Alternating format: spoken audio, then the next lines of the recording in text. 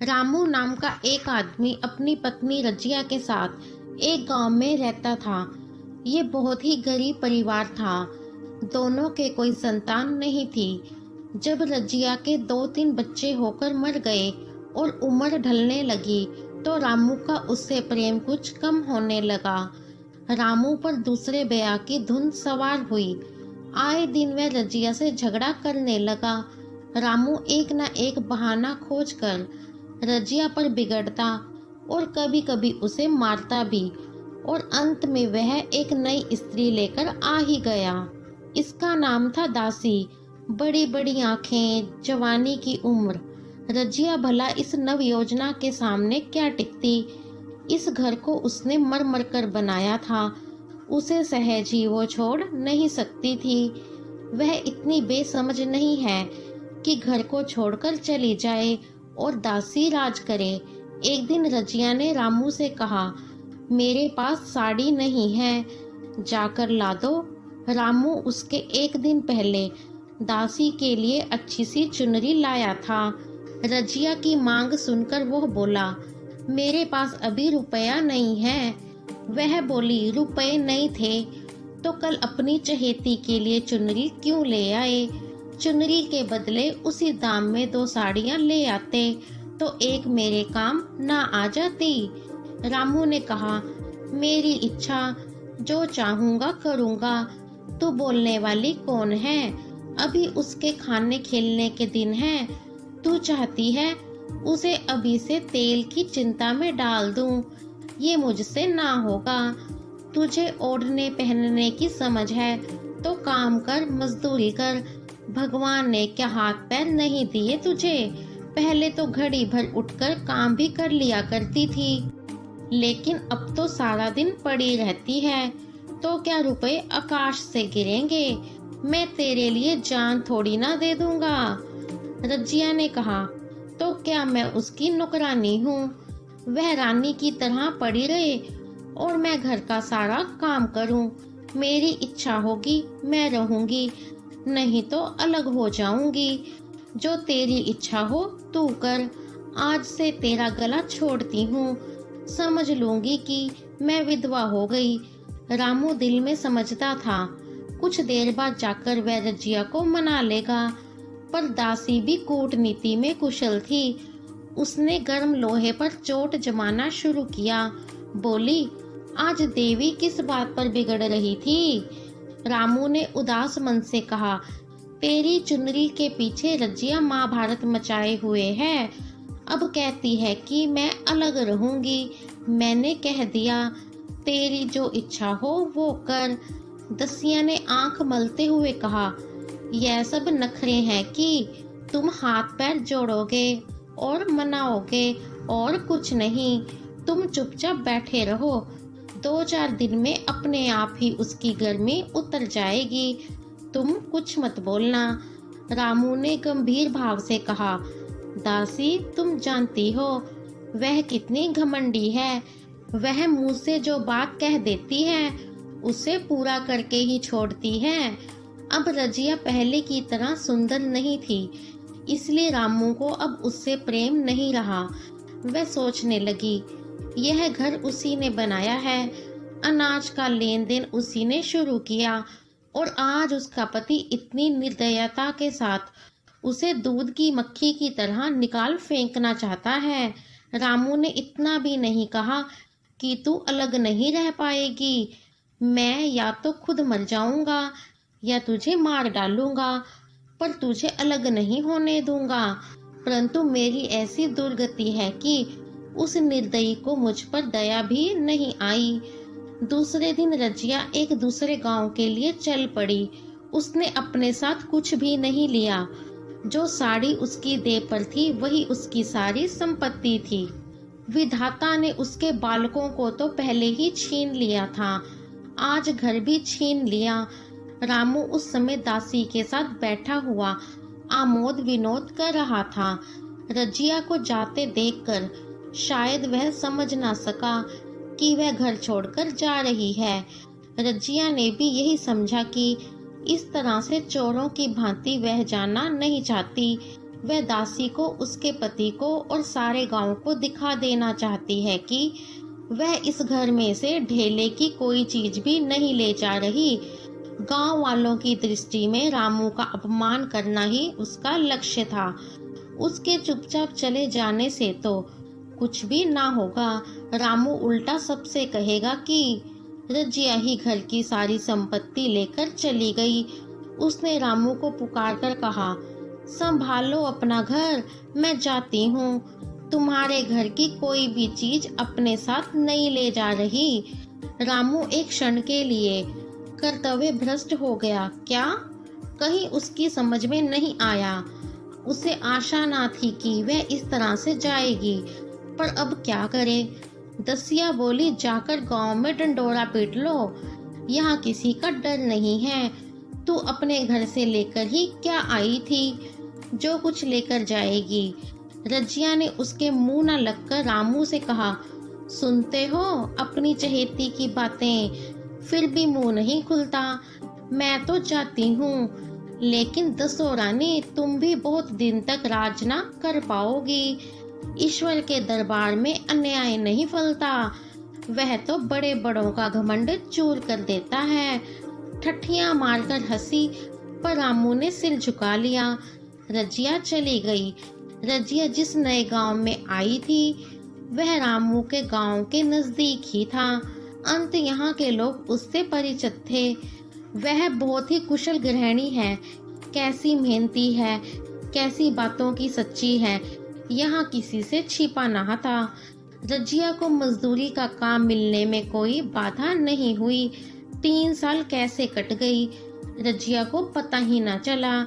कैसे उसने एक नई गृहस्थी बनाई, कैसे खेती शुरू की, इसका बयान करने बैठे तो कहानी खत्म ना होगी। गांव वाले उसका परिश्रम देखकर दांतों तले उंगली दबाते थे।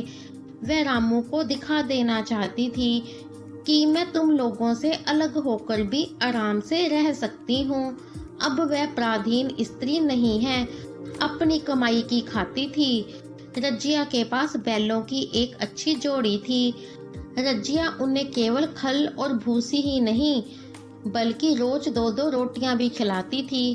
फिर घंटों उन्हें सहलाती, कभी कभी उनके कंधों पर सिर रखकर रोती और कहती, तुम ही मेरे बेटे हो, तुम ही पति हो। दोनों बैल शायद रजिया की भाषा और भाव समझते थे। रजिया अब इस गांव की चौधराइन थी।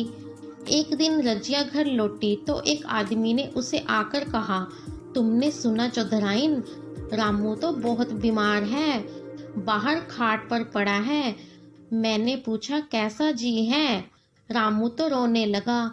बुरा हाल है उसका, घर में एक भी पैसा नहीं है जो वो अपनी दवा दारू कर सके। दसिया के एक लड़का है, वह तो पहले भी काम धंधा ना करती थी और अब तो लड़के वाली है, तो काम कैसे करेगी। घर की सारी मार रामू के सर पर ही गिर पड़ी है। फिर दसिया को गहने भी चाहिए। नई दुल्हन जो ठहरी, रजिया घर के अंदर जाते हुए कहती है, जो जैसा करेगा वैसा भोगेगा। वह एक क्षण में फिर से बाहर आई। शायद उस आदमी से कुछ पूछना चाहती थी, पर वह आदमी चला गया था। रजिया ने इधर उधर उसे ढूंढा, परंतु वह ना मिला। रजिया घर की चौखट पर ही खड़ी हो गई। उसे वे शब्द याद आए जो 3 साल पहले उसने रामू के घर से निकलते हुए उससे कहे थे। उस वक्त जलन में उसने वह शाप दिया था। वह जलन अब नहीं थी। समय ने उसे बहुत कुछ शांत कर दिया था। रामू और दासी की हीन अवस्था पर अब उसे ईर्ष्या भी नहीं होती थी, बल्कि दया आती थी। उसने सोचा, रामू बीमार है, अवश्य उसकी दशा अच्छी नहीं होगी। कुछ ऐसा मोटा ताजा तो वो पहले भी नहीं था, और बीमारी के बाद तो बिल्कुल घुल ही गया होगा। खेती तो उसको पहले भी बहुत कम आती थी, खाने पीने को भी ठीक से ना मिलता होगा। तभी पड़ोस की एक स्त्री आग लेने के बहाने आकर कहने लगी, सुना है रामू बहुत बीमार है, जो जैसा करेगा वैसा पाएगा। तुम्हें इतनी बेदर्दी से निकाला कि कोई भी ऐसा न करेगा। रजिया ने टोका, नहीं दीदी, ऐसी बात ना थी। वे तो बेचारे कुछ भी नहीं बोले, मैं चली तो सिर झुका लिया। दसिया के कहने में आकर वो ये सब कुछ कर बैठे, मैं किसी की बुराई क्यों करूं? दसिया के कारण ही उनकी यह दशा हुई है। पड़ोसी ने आग ना मांगी और मुंह फेर कर चली गई। रजिया ने अपना घड़ा उठाया, रस्सी ली और कुएं पर पानी खींचने के लिए चल पड़ी। वह सोचने लगी कि अगर रामू की तबीयत इतनी खराब होती तो वह अवश्य ही किसी न किसी को उसके पास जरूर भेजता। कोई उसे बुलवाने अवश्य ही आ जाएगा, नहीं बुलाएगा तो वह कैसे जा सकती है? मगर रामू तो अचेत पड़ा है, वह तो बीमार है, उसकी देह में था ही क्या, फिर उसे कौन बुलाएगा? तभी उसे सामने से एक आदमी आता हुआ दिखाई दिया। वह कुछ घबराया सा जान पड़ता था। रजिया ने सोचा, अवश्य ही ये रामू के गांव से आया है। रजिया ने घड़ा रख दिया और उस आदमी के पास जाकर बोली, रामू महतो ने भेजा है तुम्हें? अच्छा तो चलो घर, मैं तुम्हारे साथ चलती हूँ। नहीं नहीं, अभी मुझे कुछ देर है, बैलों को खाना पानी देना है, दिया बाती भी करनी है। ऐसा करती हूँ, मैं तुम्हें कुछ रुपए दे देती हूँ, तुम जाकर दसिया को दे देना और कह देना कोई काम हो तो बुला ले। वो आदमी रामू को क्या जाने, किसी दूसरे गांव का रहने वाला था। पहले तो चकरा गया, फिर समझ गया और चुपके से रजिया के साथ चल पड़ा और रुपए लेकर चलता बना। चलते चलते रजिया ने पूछा, अब क्या हाल है उसका? उस आदमी ने अटकलबाजी में जवाब दिया, अब तो कुछ संभाल रहा है। वह अनजान आदमी वहां से चला गया। रजिया बैलों का खाना पानी करने लगी, परंतु उसका मन अभी भी रामू में ही लगा हुआ था। उसे याद आया कि 10 साल पहले जब वह बीमार पड़ी थी तो रामू उसके सिरहाने बैठा रहता था, खाना पीना तक भूल गया था। रजिया के मन में आया कि क्यों न चलकर देखूं, कोई क्या कहेगा, किसका मुंह है जो कुछ कहे, कोई चोरी करने ही थोड़ी जा रही हूँ, मेरा आदमी है, उसके पास जा रही हूँ। रजिया ने अपने घर के किवाड़ बंद किए, घर को सहेजा और रामू को देखने के लिए चल पड़ी, कांपती झिझकती और क्षमा का दान लिए हुए। इधर रामू को थोड़े ही दिन में मालूम हो गया था कि उसके घर की आत्मा निकल गई है और वह चाहे जितना भी जोर करे, कितना भी सिर खपाए, पर उसमें फुर्ती नहीं आएगी। दासी सुंदर थी, शौकीन थी और फूहड़ भी थी। खेती की उपज कम होने लगी। रामू को कई बार उधार भी लेना पड़ा। इसी चिंता और दुख में उसका स्वास्थ्य बिगड़ने लगा। शुरू में कुछ परवाह न की, परवाह करके भी वो करता भी क्या, घर में पैसे तो थे नहीं। बीमारी का इलाज न होने से बीमारी ने जड़ पकड़ ली और 10 दिन में ही उसका दाना पानी छूट गया। मौत के इंतजार में वह खाट पर पड़ा हुआ करहा रहा था। रजिया को याद करके वह बार बार रोता, दासी को कोसता कि तेरे ही कारण मैंने उसे घर से निकाला। वह क्या गई, घर की लक्ष्मी ही चली गई। मैं जानता हूँ कि अब भी बुलाऊंगा तो दौड़ी आएगी, लेकिन किस मुंह से उसे बुलाने जाऊं? एक बार वह आ जाती तो उसे अपने अपराधों की क्षमा मांग लेता, फिर मैं खुशी से मरता और कोई लालसा नहीं थी। अचानक ही रजिया उसके सामने आ गई और उसके माथे पर हाथ रखते हुए पूछा, कैसा जी है तुम्हारा? मुझे तो आज ही हाल मिला। रामू ने सजल नेत्रों से उसकी ओर देखा पर कुछ कह ना सका। दोनों हाथ जोड़कर उसे प्रणाम किया, फिर उसके हाथ जुड़े ही रह गए और उसकी आंखें पलट गई। रामू की मृत्यु हो चुकी थी, घर में लाश पड़ी थी। रजिया रोती रही। दसिया चिंतित थी कि घर में रुपए का तो नाम भी नहीं है, लकड़ी भी चाहिए, उठाने वालों को जलपान भी करवाना होगा, कफन के बगैर लाश कैसे उठेगी? 10 रुपए से कम का खर्च ना था। यहाँ घर में तो 10 रुपए तो क्या, 10 पैसे भी नहीं थे। आज बहुत बड़ी आफत आ गई। उसके पास ऐसे कीमती गहने भी नहीं थे जिन्हें बेचकर रुपए 10 आ जाते। मगर और हो ही क्या सकता था। उसने चौधरी के लड़के को बुलाकर कहा, देवर जी, ये बेड़ा कैसे पार लगे। गांव में कोई ढेले का भी विश्वास करने वाला नहीं है। मेरे पास गहने हैं, चौधरी से कहो इन्हें गिरवी रख ले और आज का काम चला दे, फिर भगवान ही मालिक है। रजिया से क्यों नहीं मांग लेती। सहसा रजिया आंखें पोंछती हुई वहां पर आ गई। उसके कानों में भनक पड़ चुकी थी। पूछा, क्या सलाह कर रहे हो। अब मिट्टी उठाने की बेला है या सलाह करने की। हाँ, उसी का इंतजाम कर रहा हूँ। रुपए पैसे तो यहाँ होंगे नहीं, बीमारी में ही खर्च हो गए होंगे। इस बेचारी को तो बीच मझधार में ही लाकर छोड़ दिया। तुम ऐसा करो, लपक कर मेरे घर जाओ। मेरा घर कौन सा दूर है। ये चाबी लेते जाओ और वहां अंदर भंडार से 50 रुपए निकालना हो, ऊपर की पटरी पर रखे हुए हैं। वह चाबी लेकर उधर चला गया। इधर दसिया रज्जो के पैर पकड़कर रोने लगी। उसने देखा कि रजिया के मन में इतनी दया है, कितनी क्षमा है। रजिया ने उसे गले से लगा लिया और कहा, क्यों रोती हो। वह चला गया, पर मैं तो हूं ना, किसी बात की चिंता ना कर। इस घर में हम और तुम दोनों उनके नाम पर ही बैठेंगी। मैं वहां भी देखूंगी और यहाँ भी। कोई तुमसे गहने मांगे तो मत देना। दसिया का जी होता था कि सिर पटक कर मर जाए। वह सोचने लगी कि मैंने इसे कितना जलाया, कितना रुलाया और घर से भी निकाल कर ही छोड़ा। रजिया ने पूछा, जिसके रुपए हो तो मुझे बता देना। मैं झगड़ा रखना नहीं चाहती। और तुम्हारा बच्चा इतना दुबला पतला क्यों हो रहा है। दसिया बोली, जो गाय तुम छोड़ गई थी वह मर गई। अब इसे दूध नहीं मिलता, इसलिए कमजोर है। राम राम, बेचारा मुरझा गया है। मैं कल ही गाय लाऊंगी और अब यहीं पर अपना घर बसाऊंगी। वहां पर क्या रखा है।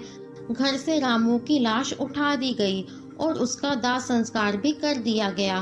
किसी से कुछ मांगना ना पड़े। सारा खर्चा रजिया ने ही किया था। दसिया के जौहर भी इस त्याग की आंच से निकल आए। वह विलासनी सेवा की मूर्ति बन गई। आज रामू को मरे हुए 7 साल हो चुके थे। रजिया घर संभाले हुए थी। दसिया को वह अब सोच नहीं बल्कि अपनी बेटी समझती थी। पहले उससे पहनाकर तब आप पहनती, उसे खिलाकर आप खाती। जो खूब पढ़ने के लिए जाता था, उसकी सगाई की बात चल रही थी। उनके खानदान में बचपन से ही ब्याह कर दिया जाता था। दसिया ने कहा, बहन गहने बनवाकर क्या करोगी। मेरे गहने तो धरे ही हैं। रजिया ने कहा, नहीं री, उसके लिए नए गहने बनवाऊंगी। अभी तो मेरा हाथ चलता है। जब मैं थक जाऊं तो जो चाहे करना। तेरे अभी पहनने ओढ़ने के दिन हैं, तू अपने गहने रहने दे। तभी उनके पड़ोसी ने कहा, आज जोखू के बाप होते तो कुछ और ही बात होती। रजिया ने कहा, वे नहीं है तो मैं तो हूँ ना। वे जितना करते मैं उतना ही करूँगी, पर मैं मर जाऊँ तब कहना कि जोखू का बाप नहीं है। ब्याह के दिन दसिया को रोते देखकर रजिया ने कहा, बहू तुम क्यों रोती हो। अभी तो मैं जीती हूँ। घर तुम्हारा है, जैसे चाहो रहो। मुझे एक रोटी दे देना बस। और मुझे क्या करना है। मेरा तो आदमी मर गया है, पर तुम्हारा तो अभी जिंदा है। दसिया उसके गले लगकर खूब रोई और बोली, जीजी तुम ही मेरी माता हो। तुम न होती तो मैं किसके द्वार पर खड़ी होती। घर में तो चूहे लौटते थे। उनके राज में मुझे दुख ही दुख उठाने पड़े। सुहाग का सुख तो मुझे तुम्हारे राज में मिला है। मैं दुख से नहीं रोती, रोती हूँ तो भगवान की दया पर कि कहाँ मैं और कहाँ ये खुशहाली। अब रजिया, दसिया और उनका बेटा और बहू सभी एक सुखी परिवार की तरह जीवन बिताने लगे। दोस्तों, उम्मीद करती हूँ कहानी आपको पसंद आई होगी। कहानी पसंद आई हो तो कहानी को लाइक और शेयर जरूर करें। चैनल पे नए हैं तो चैनल को सब्सक्राइब करना बिल्कुल भी ना भूलें। मिलेंगे नई कहानी के साथ। Bye bye.